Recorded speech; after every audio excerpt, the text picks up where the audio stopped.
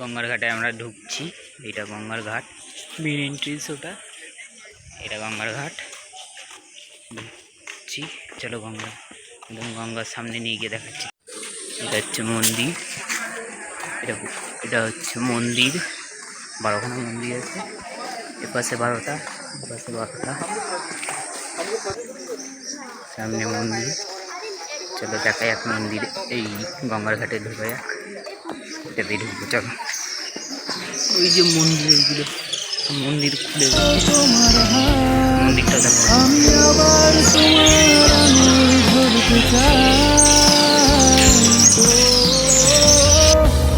তোমার পাশেই আমায় পাবে,